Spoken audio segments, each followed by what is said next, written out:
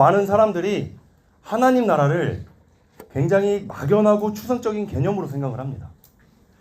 죽은 뒤에 가는 곳, 현실과 동떨어진 세계, 이렇게 개념으로 여기고 있습니다. 그런데 성경은 전혀 다르게 말씀하고 있어요. 하나님 나라는 눈에 보이는 세상보다 더 실제적인 세계입니다. 지금 이 순간에도 하나님의 나라는 역사하고 있습니다. 할렐루야! 하나님 나라는 역사하고 있습니다. 우리가 함께한 예배하는 이 자리에서도 또 찬양하고 말씀이 선포되고 기도하고 하나님께 올려드리는 모든 영적인 그 과정과 시간 가운데 하나님의 나라는 역사하고 계신다는 겁니다. 문제는 하나님의 나라를 모르는 것이 아니라 경험하지 못하는 것입니다. 그런데 영의 눈이 열리면 비로소 알게 됩니다. 하나님 나라가 막연한 개념이 아니라 너무나도 선명한 것이라는 것을 깨닫게 된다는 거예요. 이 사실을 깨닫는 순간 우리는 더 이상 신앙생활을 맹목적으로 하지 않게 됩니다. 맹목적인 종교인으로 하지 않게 된다는 거예요. 그래서 오늘 말씀을 통해서 하나님 나라가 무엇인지 또 그 안에서 어떤 영적인 일들이 일어나는지 한번 살펴보려고 해요. 여러분들 그리고 제가 영의 눈이 활짝 열려서 하나님 나라를 선명하게 보고 경험하게 되기를 예수님의 이름으로 축복합니다. 오늘 본문은 로마서예요. 사도 바울의 최대 걸작이라고 부르는 책입니다. 근데 이것이 신약성경 13권의 서신서 중에 가장 앞에 배치가 되어 있습니다. 이 배치된 것도 단순한 배열의 의미가 아닙니다. 가장 중요한 의미를 갖고 있기 때문에 이 앞에 배치가 됐습니다. 사복음서가 예수님이 이 땅에 오셔서 하나님 나라를 시작하신 역사적 사건에 대해서 기록을 했다면 로마서는 그 사건이 우리에게 가져온 영적인 변화를 가장 선명하게 설명하는 책입니다. 예수 그리스도의 십자가 부활은 2000년 전의 사건이 아니죠. 그 사건은 죄와 사망이 지배하던 영적 질서를 완전히 뒤집은 하나님의 대혁명이었습니다. 예수님이 십자가로 죄와 사망의 권세를 무너뜨리시고 예수를 믿는 자들에게는 생명의 성령의 법이라고 하는 새로운 질서와 통치 체계를 우리에게 주셨다는 거예요. 다시 말해서 하나님 나라가 임하는 순간 우리의 신분은 완전히 바뀐 것입니다. 여러분들은 세상의 종이 아닙니다. 하나님의 백성이 되었습니다. 우리는 흑암의 권세에서 노임받게 되었고 하나님의 자녀가 되었다는 거예요. 그래서 여러분 옆에 있는 사람한테 이렇게 이야기해 주세요. 너는 왕같은 제사장이다. 이렇게 인사하겠습니다. 네. 여러분들은 왕같은 제사장 같은 존재입니다. 하지만 하나님을 모르고 여전히 먹고 마시는 일에 인생의 목적을 두고 살아가는 사람들은 하나님 나라를 누릴 수가 없습니다. 물론 먹고 마시는 것 반드시 필수적이고 절대적인 일이죠. 그런데 먹고 마시는 일에만 집중하고 그것을 목적으로 두고 살아가는 자들의 배후에 영적인 실체가 있음을 성경을 이야기합니다. 사탄은 사람의 시선, 눈에 보이는 것에 묶어둡니다. 먹고 사는 문제에만 매달리게 만들고 영원한 것을 보지 못하게 만든다는 거예요. 영의 눈을 가리고 귀를 막아서 결국 사라질 안개와 같은 허망한 것들을 향해서 그것만 붙잡게 만드는 것. 그것이 바로 사탄의 전략이라는 겁니다. 그래서 오늘 본문 말씀은 하나님 나라가 무엇인지 분명하게 선언하면서 그 안에서 일어나는 영적인 일들을 우리에게 보여줍니다. 그러면 첫 번째, 하나님 나라를 어떻게 이해하면 될까요? 따라하겠습니다. 하나님 나라는 먹고 마시는 것이 아닙니다. 자, 로마서 14장 17절 말씀 초반부에 보면 이렇게 나오죠. 하나님 나라는 먹는 것과 마시는 것이 아니요. 자, 바울은 하나님 나라가 무엇인지 말하기에 앞서서 먼저 하나님의 나라가 무엇이 아닌지를 설명을 합니다. 당시 로마 교회의 성도들은 어떤 음식을 먹어야 하는가, 말아야 하는가, 외적인 규칙과 종교적 형식에 매여서 서로를 비난하고 정죄하고 싸우고 있었어요. 사도 바울은 그들을 향해서 하나님 나라는 그런 먹고 마시는 외적인 조건에 묶이는 나라가 아니라고 선언합니다. 마찬가지죠. 죄인된 인간은 먼저 하나님 나라를 하나님 관점이 아니라 자신의 필요와 욕망과 욕구를 채울 수단으로 먼저 바라봅니다. 여러분들은 어떻습니까? 우리는 안 그렇죠? 아멘. 그래서 하나님을 믿는 이유마저도 그러한 자들은 더 잘 먹고 더 잘 살기 위해서가 돼버립니다. 하나님을 목적으로 두는 것이 아니고 하나님 나라를 내 삶의 수단으로 둔다는 거예요. 따라서 바울은 하나님 나라를 바라보는 우리의 세속적인 관점부터 허물고 시작을 하는 겁니다. 하나님 나라는 무엇이 아니다. 그래서 우리는 세속적 관점으로 하나님 나라를 생각하며 신앙생활하는 사람들을 향해 이렇게 이야기하죠. 기복주의 신앙인. 기복주의 신앙인이라고 말합니다. 이들은 오직 자신의 욕심과 이기심을 채우기 위해 하나님을 수단으로 삼습니다. 그들의 관심은 오로지 하나님을 통해 기도를 통해 세상의 것, 육신의 것을 채울 수 있는 무엇인가에 매여 있다는 거예요. 그래서 바울은 이것을 하나님 나라의 본질이 아님을 분명히 밝힙니다. 자, 여러분들도 잘 알고 있는 이 20세기 최고의 변증가 C.S. 루이스. 이분이 스크루테이프 편지라는 책에서 아주 흥미로운 이야기를 하고 있어요. 주인공인 고참 악마 스크루테이프는 신참 악마이자 자신의 조카였던 워무드에게 인간을 유혹하는 방법을 이야기합니다. 그는 인간을 지옥으로 끌고 가기 위해서 반드시 큰 죄를 짓게 만들 필요는 없다. 인간을 지옥으로 가게 만드는 거 그냥 엄청나게 큰 죄 안 저지르게 해도 된다. 거기에 집중 안 시켜도 된다. 집중 안 해도 된다. 오히려 먹고 사는 문제, 눈앞의 걱정, 미래에 대한 불안과 현실적인 국민들에게 마음을 빼앗기게 되면 된다고 이야기한다는 거예요. 영원한 곳을 바라보지 못하게 만들면 그것으로 충분하다. 이렇게 조언을 합니다. 곰곰이 생각을 해보면 이것이 오늘을 살아가는 우리들의 모습과 너무나 닮아있지 않습니까? 아마 국내 선교를 앞두고 우리 마음속에는 수많은 현실적인 고민들이 몰려올 거예요. 국내 선교를 가면 공부는 어떡하지? 자격 준비는 어떡하지? 또 아르바이트는? 취업 준비는? 여러분들 이런 많은 고민들을 안고 있지 않아요? 네. 아닌 사람들만 오겠죠? 할렐루야. 네. 다 있을 거예요. 아마 다 있을 겁니다. 물론 모두 중요한 문제예요. 모두 중요한 문제입니다. 그런데 사탄은 그 중요한 문제들을 이용해서 하나님 나라를 우선순위로 두는 것을 무너뜨립니다. 우리의 시선을 영원한 가치를 향해 두기보다는 현실의 염려에 두게 만든다는 거예요. 그래서 여러분, 본문의 진리를 오해해서는 안 됩니다. 바울은 먹고 사는 일을 포기하라는 말이 아니에요. 먹고 사는 목적이 달라져야 된다는 겁니다. 본문의 선행 구절인 로마서 14장 8절 9절은 우리가 살아도 주를 위하여 살고 죽어도 주를 위하여 죽나니 사나 죽으나 주의 것이로다. 이를 위하여 예수 그리스도께서 십자가에 죽으시고 부활하셨다. 이렇게 설명을 합니다. 예수님께서 죽으시고 부활하신 그 이유는 우리의 죄만 단순하게 용서하시기 위함이 아니라 우리의 주인이 되시기 위함입니다. 할렐루야. 우리의 주인이 되시기 위함으로 주님께서 십자가에 죽고 부활하셨다는 거예요. 그러므로 하나님 나라가 임한 인생은 반드시 주인이 바뀌게 된다는 거예요. 담임 목사님 계속 설교하시죠. 하나님 나라가 통치가 다스림이 임한 사람은 반드시 하나님이 주인된 인생을 살아간다. 우리 계속해서 말씀을 듣고 있습니다. 여러분들에게는 십자가의 복음이 있습니까? 십자가에 죽으시고 부활하신 그 예수 그리스도께서 우리의 주인 되셨습니까? 우리가 만약에 우리 10년 가운데 하나님 나라가 임하였다면 오직 먹고 사는 일 또한 하나님 나라를 목적으로 먹고 살게 된다는 거예요. 그래서 학교도 직장도 사업도 그 자체를 소유하기 위해 그것을 목적으로 두는 것이 아니고 그 모든 수단을 활용해 하나님 나라를 살아가기 위해 그걸 사용한다는 겁니다. 자, 여러분들한테 다시 한번 질문을 던지고 싶어요. 현재 우리의 삶의 방향은 어디를 향하고 있는가? 영원한 하나님 나라를 위해 살아가는가? 아니면 현실 만족만 추구하며 살아가는가? 하나님 나라가 임한 사람은 현실의 문제에 함몰되지 않습니다.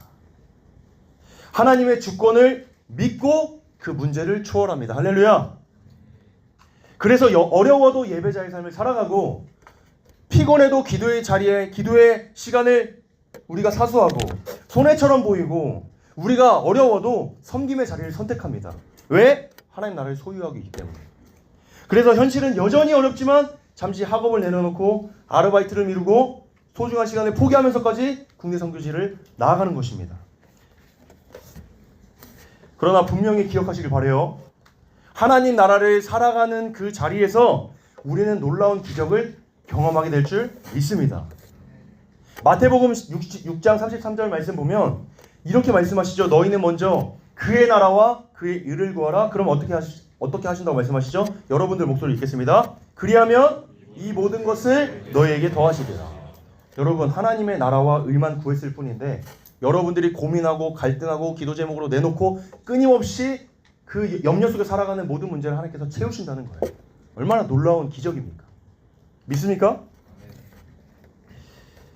그 밖에 모든 필요도 공급하시는 그 주 하나님의 아름답고 놀라운 손길을 체험하는 국내 선교가 되기를 소망합니다. 자, 두 번째입니다. 그러면 우리가 하나님 나라를 무엇으로 경험할 수 있을까요? 자, 둘째, 하나님 나라는 따라합시다. 하나님 나라는 오직 성령 안에서만 경험할 수 있습니다. 자, 로마서 14장 17절 말씀. 하나님 나라는 뭐라고 이야기하죠? 오직 성령 안에 있는. 자, 바울은 오직 성령 안에를 강조합니다. 이것이 하나님 나라를 누릴 수 있는, 누리기 위한 유일한 길이라고 말씀하고 있는 거예요. 많은 성도들이, 여러분들이, 우리들이 하나님 나라를 막연하게 느끼는 것이 지식이 없어서가 아니죠. 하나님 나라에 관한 지식이 없어서가 아닙니다. 우리가 성령 안에 머물러 본 적이 없기 때문입니다. 하나님 나라는 반드시 성령 안에 머물 때 경험할 수가 있다는 거예요. 성령 안에서 영의 눈이 밝혀지고 영적 감각이 살아나고 그때 하나님의 통치와 다스림이 무엇인지 분명하게 느낄 수 있게 됩니다. 제가 여러분들에게 국내 선교를 준비하면서 강조했던 두 가지 키워드가 있어요. 그게 뭐였죠? 성령 그리고 뭐죠? 기도였습니다. 이 두 가지가 하나님 나라의 백성임을 표현할 수 있는 가장 분명한 특징이라는 거예요. 요한복음 3장 5절 말씀에 이런 말씀이 나옵니다. 사람이 물과 성령으로 나지 아니하면 하나님 나라를 들어가지 못한다. 들어갈 수 없느니라. 이렇게 이야기합니다. 자, 여러분들, 현대 기독교 지성을 대표하는 복음주의자이자 신약학자 존 스토트라는 사람이 있어요. 이 존 스토트가 그의 저서 성령 침례와 충만해서 이 구절의 의미를 이렇게 설명을 해요.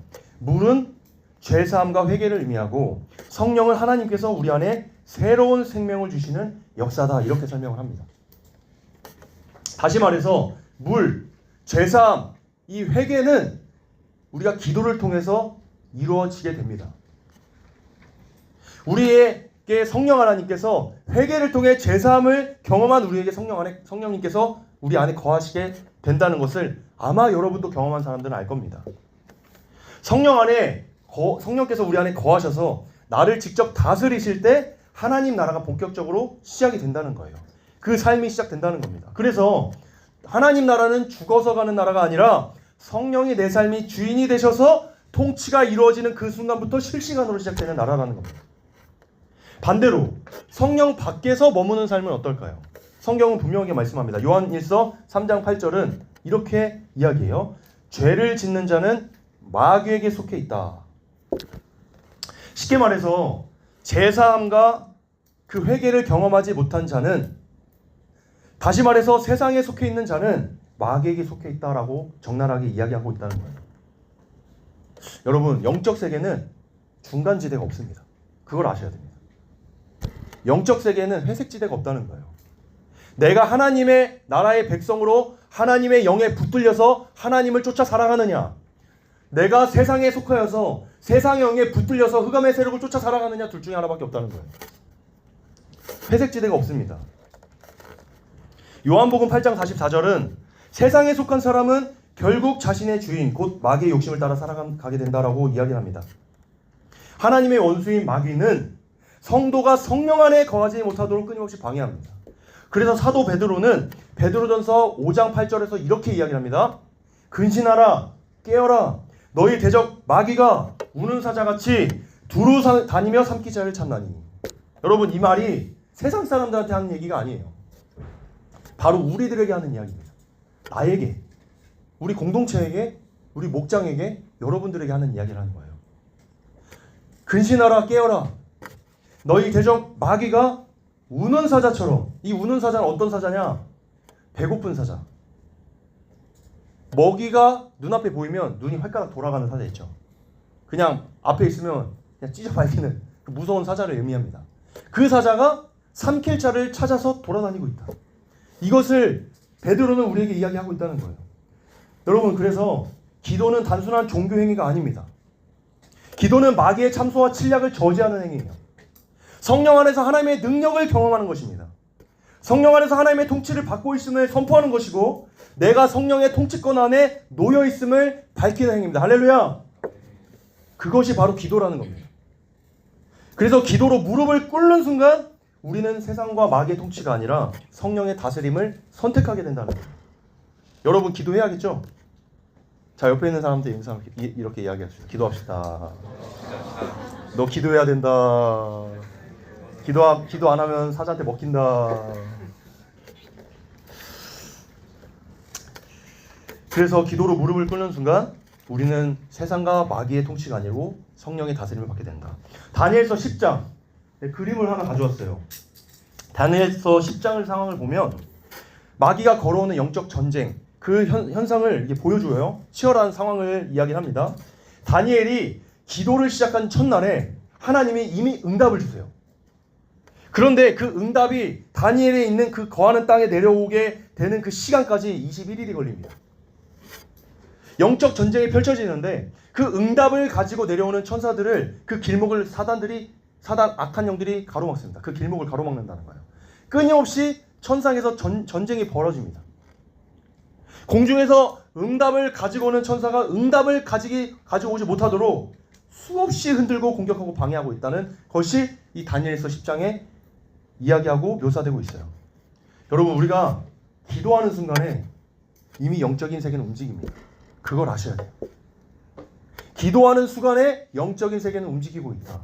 여러분, 하나님 나라를 경험하고 알 수 있는 길, 보이지 않는 세계라고 했죠? 보이는 세계임을 경험하게 되면 여러분 얼마나 그것이 치열한 것인지 알게 됩니다. 여러분, 성령께서 역사하실 때 어둠의 권세가 무너지고 하나님 나라가 확장되는 것을 경험하게 된다는 거예요. 그래서 기도하는 일은 가장 큰 일입니다. 성령 안에 있음을, 큰 능력이 있음을 우리가 확실하게 경험할 수 있는 일, 그게 기도라는 거예요. 자, 여러분, 찰스 스펄전이라는 사람 아시죠? 이 사람은 19세기 영국을 흔든 설교의 황태자입니다. 이 사람은 타고난 복음 선포뿐만 아니라 기도 중심의 사역을 했던 사람이에요. 이 사람을 통해서 수만 명이 주님께 돌아오는 세계 역사상 가장 영향력이 있던 사람이었는데, 이 침례교 목회자, 우리가 침례교잖아요, 자부심을 가져야 됩니다. 이런 찰스 스펄전 같은 사람이 있었어요. 자, 이 사람이 이렇게 이야기를 했어요. 자, 어떻게 이야기했죠? 기도는 대적 마귀의 가슴을 겨누는 날카로운 칼이며 어둠의 군대를 물리치는 가장 강력한 대포이다. 전 되게 멋있더라고요, 이 말이. 여러분, 기도는 대적 마귀를 그 가슴을 겨누는 칼입니다. 기도는 어둠의 군대를 물리치는 가장 강력한 대포입니다. 여러분, 그걸 아셔야 돼요. 기도는 그냥 우리가 단순하게 주님 뭐 주세요, 뭐 좀 들어주세요, 제가 너무 힘들어요. 물론 우리의 기도와 간구 속에 모든 것들이 포함이 되지만 기도의 본질은 영적인 전쟁 가운데 승리하는 것입니다. 그래서 국내 선교 앞두고 매일 저녁 기도하고 있어요. 보이지 않는 영적 세계가, 그 영적 세계 안에 들어가 우리가 원수와 맞서고 있습니다. 저와 우리 공동체가 하나님 나라 안에 있음을 선포하고 그 능력을 경험하는 시간을 진행하고 있습니다. 여러분, 성령 안에 거하십시오. 할렐루야. 기도하십시오. 성령님께 여러분 자신을 맡기십시오. 성령님께 진행하는 모든 일들을 맡겨버립시다. 그때 하나님 나라가 더 이상 머리로 아는 지식이 아니라 우리 삶 속에 실제로 생생하게 경험되고 누리게 되는 현실이 될 줄 믿습니다. 할렐루야. 마지막으로 성령 안에 하나님 나라를 경험하면 어떤 현상이 일어날까요? 같이 한번 따라 읽겠습니다. 하나님 나라는 의와 평강과 희락이 나타납니다. 네, 하나님 나라에 있으면 의와 평강과 희락이 나타납니다. 자, 로마서 14장 17절 말씀 다시 한번 띄워주세요. 자, 이렇게 이야기하죠. 하나님 나라는 오직 성령 안에 있는 의와 평강과 희락이라. 자, 성령 안에 거하는 사람에게는 반드시 나타나는 현상이 있어요. 바울은 그것을 세 가지로 설명하고 있습니다. 바로 의와 평강과 희락입니다. 이것은 단순한 성품이나 감정이 아니에요. 성령께서 다스리시는 사람에게 나타나는 현상입니다. 그 나라의 증거입니다. 자, 먼저 의를 한번 살펴볼게요. 자, 성령 안에 사는 사람, 자신의 의를 붙잡지 않고 오직 예수 그리스도의 의를 붙잡습니다. 그래서 자신의 섬김이나 헌신을 자랑하지 않습니다. 내가 먼저 얼마나 많이 했는가, 내가 얼마나 많이 수고했는가, 내가 얼마나 먼저 헌신했는가, 그런 생각과 그런 이야기보다 주님께서 나 같은 사람을 사용해 주셨다는 감사가 먼저 나오게 됩니다. 국내 성도도 마찬가지죠. 내가 가장 많이 섬기고 내가 가장 많이 헌신했다가 아니라 주님께서 부족하고 연약하고 쓸모없는 나를 사용하셨다. 그것이 너무나 감사하다. 이 고백이 먼저 나오게 된다는 거예요. 자신의 공로를 나타내지 않고 하나님의 공로만 나타내는 것. 그것이 바로 하나님 나라의 의입니다. 자, 두 번째 평강이죠. 평강. 예수님의 의를 붙드는 사람은 다른 사람과 경쟁하지 않습니다. 비교하지 않고 정죄하지 않습니다. 왜냐하면 우리 모두가 동일한 십자가의 공로로 살아가는 사람들이기 때문입니다. 그래서 성령 안에서 하나님 나라를 누리는 사람들이 모이게 되면 어떤 일이 일어나냐? 평강이 세워지게 됩니다. 근데 여러분, 그런 사람들이 모이게 되면 무너뜨리는 공동체가 아니고 세워주는 공동체가 된다는 거예요. 평강은 갈등이 없는 상태가 아니라 십자가 사랑 안에서 서로를 품는 능력입니다. 마지막으로 희락입니다. 희락은 환경과 상황에 따라 생기는 기쁨이 아닙니다. 성령께서 역사하시는 것을 볼 때 누리는 것이에요. 죽어가는 영혼들이 살아나는 것을 볼 때 누리는 것입니다. 하나님께서 일하는 현장을 경험하게 될 때 우리 영혼 깊은 곳에서 쏟아져 나오는 하늘의 기쁨이라는 거예요. 여러분, 하나님께 쓰임받았다는 그 영적인 효능감을 느껴보신 적이 있습니까? 얼마나 기쁜지 몰라요. 여러분들 그 기쁨을 알고 누려받기에 국내 선교장으로 나가는 것인 줄 믿습니다. 왜 여러분들이 이 무더운 날 너무 덥잖아요. 땀 뻘뻘 흘리고 그 고생을 왜 하러 가겠어요?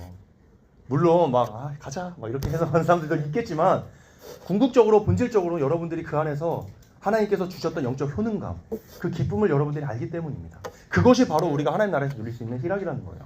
자, 그런데 중요한 것입니다. 잘 들어주세요. 사탄은 바로 이 하나님 나라를 무너뜨리려고 합니다. 악한 사탄이 어떻게 하는가? 교묘하게 이 모든 하나님 나라의 이 현상들, 이 본질들을 정반대의 것으로 바꿔버려요. 자, 하나님께서 주시는 의를 뭘로 바꾸냐? 자기 의로 바꿉니다. 자기 의. 자, 평강을 뭘로 바꾸냐? 정죄로 바꿉니다. 희락을 뭘로 바꾸냐? 원망으로, 불평으로 바꿉니다. 자, 사탄이 우리 헌신을 자기 의로 바꾼다고 이야기했죠. 야, 너 정말 많이 했잖아. 야, 네가 아니면 누가 했겠냐. 네가 제일 수고했어. 처음에는 이 말들이 되게 격려의 말처럼 들립니다. 그런데 그 순간 우리가 고백하는 은혜가 공로가 되어버립니다. 나의 공로, 나의 의. 십자가는 사라지고 내가 남는다는 거예요. 자, 두 번째. 이 자기의가 어떤 문제를 낳느냐? 정죄를 낳습니다. 내가 높아질수록 다른 사람들은 작아 보이게 되는 거예요. 왜 저 사람은 저렇게 하냐? 왜 나만 애쓰는 것 같지? 왜 저 사람은 기도 안 해? 이런 비교와 판단이 시작되면서 공동체의 평강이 무너지게 되는 거예요. 자, 마지막에는 원망이 찾아옵니다. 원망. 왜 나만 희생해? 나만 왜 희생해? 왜 나만 힘들게 하지? 얘네 뭐 하는 거야 도대체? 막 원망이 막 나옵니다. 억울함만 남는다는 거예요. 사탄이 바로 이 지점을 노립니다. 사탄은 우리가 기도를 막 포기하게 만드는 것, 막 헌신을 안 하게 만드는 것, 이것이 목적이 아닐 수도 있다는 거예요. 우리가 잘 기억해야 됩니다. 오히려 이 내가 한 모든 일들을 이거 내가 한 거야. 자기 의로 모든 걸 바꿔서 일을 그르치게 만들고 망가뜨리게 만드는 게 그의 전략이자 강수일 수 있다는 거예요. 자, 존 버년의 철로역정. 여러분들 잘 아실 거예요. 제1부 가장 마지막 장면을 보면 주인공 크리스찬과 소망이 마침내 강을 건너게 되면서 천국문 새 예루살렘 앞에 이제 들어가게 되는데 그 직후에 무지가 뒤따라 강가를 들어옵니다. 근데 헛된 소망이라는 그 뱃사공의 배를 타고 아주 편안하게 무지가 강을 건너요. 자, 이는 이 편안함, 이 편안하게 강을 건넜다는 것은 고난과 영적 싸움 없이 편안하게 종교 생활을 한 것을 풍자하고 있는 장면이에요. 자, 천국 문 앞에 이릅니다. 그에게 이 문지기 천사들이 물어봐요. 왕에게 드릴 증표, 보여드릴 증표를 내놓으라. 이 앞에서 천사들이 요구를 합니다. 그때 크리스천이 가슴속에 꺼내 보였던 그 신앙의 증표를 이제 요구를 한 거예요. 그것을. 자, 근데 그 무지는 자기의 품을 막 뒤적거려도 증표를 찾지 못해요. 문지기들이 그래서 묻습니다. 야, 너 무엇을 믿고 여기까지 왔냐? 무지는 원문에서 이렇게 이야기를 해요. 나는 우리 왕의 뜻에 따라 먹고 마셨습니다. 우리 거리에서 그분의 가르침을 받았습니다. 그리고 평생 도덕적이고 선하게 살고 의무를 다했습니다. 그런데 그에게 예수 그리스도의 대속을 믿는 믿음의 증표가 없었다는 거예요. 결국 천국의 문지기들은 그 왕의 하나님의 명령을 받아 그를 결박을 합니다. 그리고 빛나는 천사들, 그 문지기들이 그 무지를 들어 올려서 천국문 바로 옆에 있는 산기슭, 지옥으로 통하는 샛길로 던져버린다는 거예요. 존 버녀는 이 소름 끼치는 마지막 장면을 책에서 이렇게 기록합니다. 나는 천국문 바로 곁에 있어도 지옥으로 가는 길이 있는 것을 보았다. 천국문 바로 곁에 있는데 그 옆에 지옥으로 향하는 길이 있었다는 것을 이야기합니다. 소름이 끼칩니다. 참 두려운 말씀이에요. 우리가 무지가 천국문 앞에서 쫓겨난 그 이유는 선한 일을 하지 않아서가 아니라는 거예요.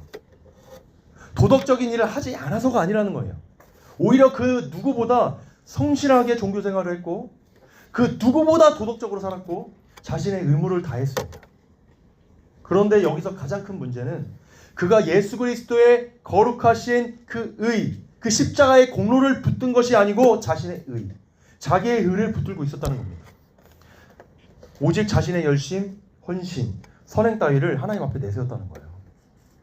그러나 여러분 잘 기억하십시오. 하나님 나라의 문은 자기 의로 결코 열리지 않는다는 사실을 말입니다. 같이 고백하겠습니다. 오직 예수 그리스도의 의만이 우리를 하나님 앞에 서게 합니다. 예수 그리스도의 의만이 저와 여러분을 하나님 앞에 서게 하는 줄 믿습니다. 기억합시다. 하나님 나라는 나의 공로와 의를 자랑하는 나라가 아닙니다. 오직 예수 그리스도의 십자가의 공로와 의를 나타내는 나라입니다. 여러분 그런 가운데 여러분들이 의와 평강과 희락을 누리시기를 축복합니다. 자, 결론입니다. 하나님 나라는 멀리 있는 추상적 개념이 아닙니다. 지금 이 순간에도 성령 안에서 훨씬 선명하고 이 현실 세계보다도 더 실제적이고 더 선명하게 역사하는 실제자 현상이라는 것을, 현실이라는 것을 기억하시기 바랍니다. 사탄은 끊임없이 우리의 시선을 빼앗습니다. 오직 먹고 마시는 문제, 현실의 염려와 문제에 우리를 가두게 됩니다. 묶어두려 합니다. 국내 선교를 앞둔 지금 내 학업, 내 취업 어떡하지? 불안감을 심어주려 하려고 할 거예요. 하나님 나라를 누리는 기쁨을 빼앗고 영적 우선순위를 흔들어 놓을 겁니다. 여러분 기억하십시오. 하나님 나라 백성된 우리들은 땅의 현실에 매이는 자가 아니라는 사실을 기억하시기 바랍니다. 삶의 모든 문제, 한계를 뛰어넘어서 먼저 그의 나라와 의를 구하는 자들임을 믿습니다. 여러분 하나님 나라의 삶은 내 힘과 열심으로 살아낼 수가 있는 거 아니에요. 오직 기도와 성령 안에서. 여러분 기도하지 않는데 하나님 나라 어떻게 살아갑니까? 여러분 우리가 매주 하나님 말씀을 들어도 그 말씀이 선포되고 그 말씀이 막 지적으로 우리가 동의가 돼도 그 말씀을 살아낼 수가 없어요. 왜 그런지 알아요? 기도가 없어서 그래요. 말씀과 기도는 두 개의 축이고 두 개의 날개입니다. 말씀만 보고 지성만 쌓고 자기 의만 높아지면 하나님 나라의 의, 하나님 나라의 역사, 하나님 나라의 백성을 살아갈 수가 없어요. 기도가 너무 중요합니다. 기도해야 돼요. 기도해야 됩니다. 기도가 영적 세계를 움직이는 강력한 무기입니다. 우리가 기도로 무릎을 꿇을 때 성령의 다스림을 받는 자들에게는 반드시 의와 평강과 희락이 나타나게 됩니다. 저는 여러분 이번 국내 선교가 매년 치러왔던 연례 행사로 끝나지 않기를 바라요. 내 의를 쌓는 시간 아니면 추억을 쌓는 시간으로 남지 않기를 바랍니다. 나를 하나님 나라로 하나님 나라의 도구로 쓰임 받는, 온전히 나를 내어드리는 그런 시간이 되기를 소망합니다. 그러기 위해서는 우리가 성령 안에 거하며 기도로 무장해야 됩니다. 여러분, 그래서 여러분들에게 굉장히 부담스럽지만 끊임없이 여러분들한테 부담을 주는 이유도 사실 있었어요. 우리 12캠 안에서 지금 512 캠퍼스 20일 릴레이 금식 및 집중 기도회를 선포하고 준비하고 진행을 하고 있습니다. 저는 여러분 사실 많은 인원 올 거라 생각을 안 했지만 그래도 오는 친구들이 있더라고요. 저는 사실 혼자 기도하려고 했어요. 혼자 기도하려는 생각도 가지고 있었어요. 근데 기도하는 동력자들이 오더라고요. 4층에서 이제 기도를 하면 아직 사무실에 있는 뭐 전도사님들이나 지나가는 사람들이 깜짝 놀랍니다. 저기 뭐 불 떨어졌냐고 불 떨어졌냐고 막 그렇게 이야기를 합니다. 그렇게 우리가 기도회를 통해서 되게 애쓰고 힘써서 1시간 동안 기도를 해요. 왜냐하면 성령님의 도우심이 간절하기 때문입니다. 기도하지 않는데 어떻게 사역을 할 수가 있는가? 기도하지 않는데 어떻게 하나님의 일하심을 경험할 수가 있는가? 기도하지 않는데 무슨 사역이 이루어지는가? 저는 늘 그 기도에 대한 생각을 가지고 있어요. 여러분, 기도는 뭔가를 준비시키기 위해서 준비하는 사역이 아니에요. 기도는 그 기도 자체가 사역입니다. 할렐루야. 기도 자체가 사역이라는 거예요. 다른 사역보다 중요한 사역이 기도라는 겁니다. 사도들은 그래서 이렇게 이야기했죠. 우리가 다른 일은 다 제쳐두고 기도와 말씀 준비하는 일에 마음을 쏟자. 그래서 많은 집사들, 많은 일꾼들을 교회 일꾼들을 세우게 됩니다. 사도행전을 보면 그런 내용이 나와요. 기도와 말씀, 기도와 말씀에 전무하리라. 너무나 중요하다는 거예요. 자, 그래서 우리 이 국내 선교의 주제처럼 이 시간을 통해서 우리 심령과 각 목장과 우리 캠퍼스에 성령의 담비 은혜의 비가 내리기를 소망합니다. 자, 함께 선포했으면 좋겠습니다. 자, 함께 선포하겠습니다. 함께 선포하겠습니다. 제가 읽어줘야 해요. 자, 시작! 주님의 통치가 임하게 하옵소서. 주님의 통치가 임하게 하옵소서. 묻더라고요. 이거 오타 아니냐고. 우리 주제가 레린 레인인데. 자, 하나님의 통치 우리 가운데 임해야 됩니다. 하나님의 통치가 우리 가운데 임해야 됩니다. 그래서 우리가 이번 국내 선교를 정말 하나님 역사를 바라보며 그 일들 가운데 동참하는 저와 여러분들 되기를 소망합니다. 우리 같이 기도하겠습니다. 우리 같이 기도할 때 우리가 이 찬양의 고백으로 하나님 앞에 기도했으면 좋겠어요.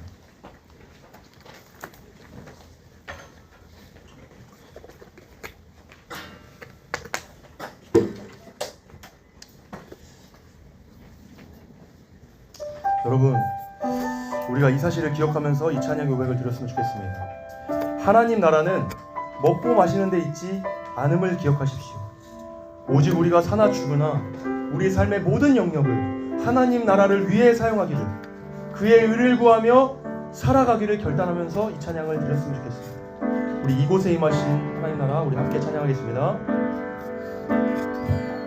이곳에 임하신 하나님 나라, 가난한 마음으로 바라보리라. 먼저 그 나라 그 뜻 구하며 나의 삶 드리니. 주님이 맡기신 하나님 나라, 믿음의 눈으로 바라보리라. 하늘의 뜻이 이 땅 가운데 완성될 그날까지 믿음 나여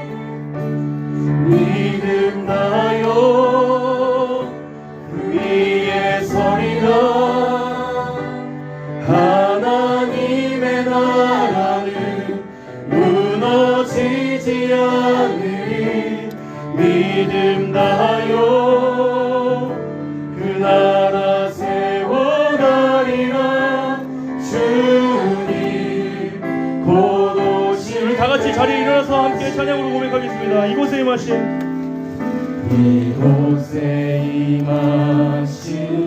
하나님 나라 가난한 마음으로 바라보리라. 먼저 그 나라 그 뜻을 먼저 그 나라 그 뜻 구하며 나의 삶들이니 나의 삶들이 주님이 맡기신 주님이 맡기신 하나님 나라 믿음의 눈으로 바라보리라. 하늘의 뜻이 이 땅 가운데 완성될 그날까지 믿음의 고백으로 나갑니다. 믿음 다하여 그 위에 서리라. 하나님의 나라는 무너지지 않으니 믿음 다하여 그 나라 세워가리라. 주님 곧 오실 때까지 믿음 다하여 믿음 다하여 그 위에 서리라. 하나님의 나라는 무너지지 않으니 믿음 다하여 그 나라 세워가리라. 주님 우리 이 시간 다 함께 통성으로 기도하며 나아갔으면 좋겠습니다. 하나님, 우리가 무엇에 매여 살았습니까? 우리가 하나님 나라입니까? 아니면 세상에 속하여 살아갔습니까? 하나님, 이 시간 세상에 속하여 하나님 나라의 백성답게 살지 못한 것을 회개합니다. 주님, 우리를 용서합니다. 그리고 결단합니다. 은혜를 부어 주옵소서. 은혜의 비를 부어 주옵소서. 우리 함께 주여 한번 부르시고 통성으로 기도하며 나아갑니다. 주여! 하나님 아버지 감사합니다. 우리에게 은혜를 부어 주옵소서. 우리에게 주님의 인재와 통치를 다스려 주시고 임하여 주옵소서. 주님의 통치를 기대합니다. 주님의 은혜를 갈망합니다. 주여, 우리 가운데 찬양하시고 찬양하시고 주장하시고 인자하시고 역사하여 주옵소서.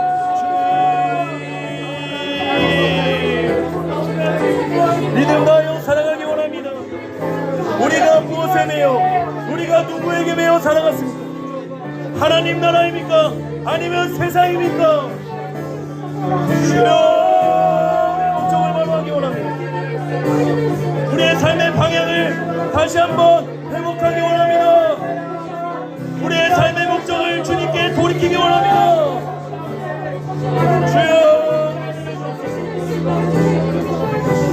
결단합시다. 회개합시다. 우리가 주인 되어 살아간 죄를 주님 앞에 내어놓습니다. 주님의 나라를 구합니다. 주님의 은혜를 구합니다. 성령이여 역사하여 주옵소서. 주여 임재하여 주옵소서. 주님, 회개의 영을, 은혜의 영을 성령이여 강복하기 원하오니 부어주시옵소서. 우리가 국내 선교를 잘 준비하기 원합니다. 하나님 도와주시고 우리 가운데 자정하시고 우리를 붙들어 주옵소서. 우리와 함께하여 주시는 주님을 바라봅니다. 하나님, 우리와 함께하여 주옵소서. 주여, 이 시간 다시 한번 이어서 기도하면서 기도하는 마음으로 찬양 올려드렸으면 좋겠습니다. 오직 하나님의 나라는 성령 안에서 경험할 수 있습니다. 여러분, 성령님이 내 안에 찾아오시고 성령님이 나를 임재하시고 통치하시고 다스리실 때 우리가 비로소 하나님 나라의 백성으로 살아가게 될 줄 믿습니다.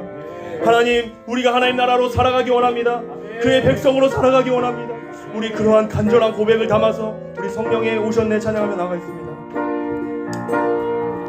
허무한 시절 지날 때 깊은 한숨 내쉴 때 그런 풍경 보시며 안식하는 분이네. 고와 같이 너희를 버려두지 않으리. 내가 너희와 영원히 함께하리라. 성령이 오셨네. 성령이 오셨네. 성령이 오셨네. 내 주에 보내신 성령이 오셨네. 우리 인생 가운데 친히 찾아오셔서 그 나라 꿈꾸게 하시네. 2절 고백합니다. 억눌린 자, 억눌린 자 갇힌 자 자유함이 없는 자 피난처가 되시는 성령님 계시네. 주의 영이 계신 곳에 참 자유가 있다네. 진리의 영이신 성령이 오셨네. 우리 성령님을 간절히 구하며 나갑시다. 성령이 오셨네. 성령이 오셨네. 성령이 오셨네. 내 주에 보내신 성령이 오셨네. 우리 인생 가운데 친히 찾아오셔서 그 나라 꿈꾸게 하시네. 성령이 오셨네. 성령이 오셨네. 성령이 오셨네. 내 주에 보내신 성령이 오셨네. 우리 인생 가운데 친히 찾아오셔서 그 나라 꿈꾸게 하시네. 우리 이어서 기도하겠습니다. 성령 하나님, 우리 가운데 임재하여 주옵소서. 좌정하시고 다스려 주옵소서. 나라를 온전히 누리게 하여 주옵소서. 세상에 속한 인생이 아니라 성령님께 통치받는 복된 인생 되게 도와주옵소서. 이 시간 성령 하나님의 임재를 간절히 구하며 주님 한번 부르짖고 통성으로 기도하며 나갑니다. 주여, 주님 임재하여 주옵소서. 주여,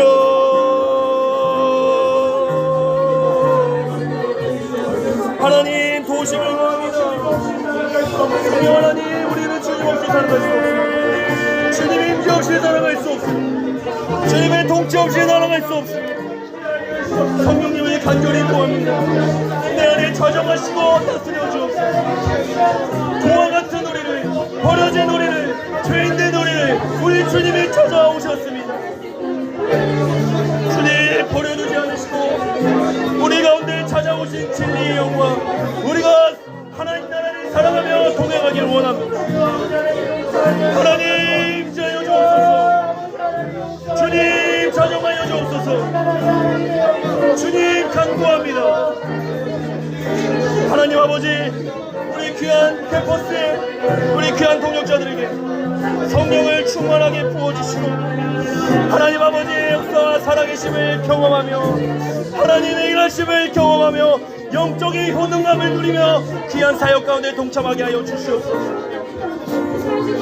성령이 오셨네. 성령이 오셨네. 성령이 오셨네. 내 주에 보내신 성령이 오셨네. 우리 인생 가운데 친히 찾아오셔서 그 나라 꿈꾸게 하시네. 성령님 오셔옵소서. 성령이 오셨네. 성령이 오셨네. 내 주에 보내신 성령이 오셨네. 우리 인생 가운데 친히 찾아오셔서 그 나라 꿈꾸게 하시네. 우리 마지막으로 기도하겠습니다. 하나님, 성령 안에서 우리가 하나님 나라의 의와 평강과 희락을 누리기 원합니다. 우리가 하나님 나라와 하나님 나라의 통치와 다스림 안에 있음이 우리의 삶 속에서, 우리의 목장 가운데서, 우리의 캠퍼스 가운데서, 그 현장 가운데서, 그 지역 가운데서 역사하여 주옵소서. 하나님, 우리가 주의 공로와 은혜를 힘입어 구원받아 하나님 나라의 백성이 되었으니 오직 주님의 의만 나타내고 드러내는 우리 모두가 되게 도와 주시옵소서. 우리 간절히 구하며 나아가겠습니다. 기도합니다. 주님, 하나님 아버지 감사합니다. 성령 하나님, 우리의 의는 없습니다. 우리의 공로는 없습니다. 내가 잘한 건 없습니다. 주님이 하셨습니다. 주님이 하셨습니다. 주님이 하셨습니다. 하나님이 하셨습니다. 우리가 늘 고백하며 살아가게 도와주옵소서. 나는 없습니다. 내 공로는 없습니다. 내 의는 없습니다.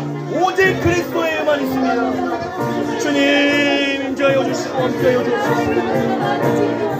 주여, 우리가 그렇게 고백하며 국내 선교를 준비하기 원합니다.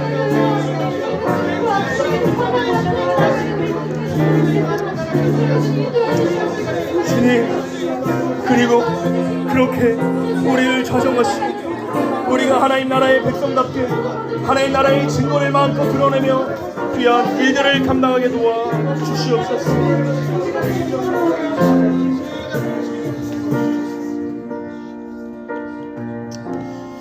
이 시간 조용히 우리 주님의 음성을 듣고 나아가길 원합니다. 여러분들에게 하시는 그 말씀, 여러분들에게 촉구하시고 여러분들에게 감동하시는 그 주님의 음성을 듣고 나아갔으면 좋겠습니다.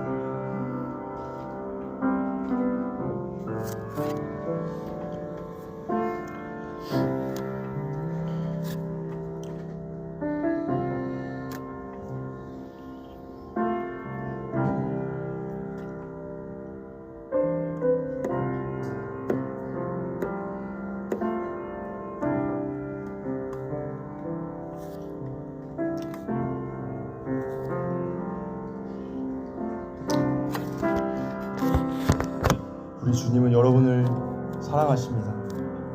십자가에 달려 살을 찢고 피를 흘려 여러분들을 살리시기 위해서 그 험한 십자가를 지셨습니다. 우리가 주님께 드릴 수 있는 유일한 고백은 우리가 거룩한 산 제물이 되는 것입니다. 주님께 우리를 드리는 것입니다. 우리가 그렇게 결단하며 나갔으면 좋겠습니다. 기도하겠습니다. 하나님, 감사합니다. 우리를 사랑하시고 우리를 너무나 사랑하셔서 자기 몸을 찢으시고 자기 모든 물과 피를 쏟으셔서 그 십자가에 달려 죽으시고 우리를 위해 부활하시고 영원한 생명을 주신 주님을 찬양합니다. 우리가 그 주님으로 인하여 하나님 나라와 그의 의와 다스림과 통치를 누릴 수 있는 특권을 주셨습니다. 우리가 무엇이간데 죄덩어리, 오물덩어리, 벌레만도 못한 우리들을 사랑하셔서 주님의 나라를 꿈꾸게 하셨는지 참으로 감사드립니다. 주님, 우리가 주님의 의만 나타내길 원합니다. 주님의 공로만 드러내기 원합니다. 나는 사라집니다. 나는 없습니다. 오직 주님만 계실 뿐입니다.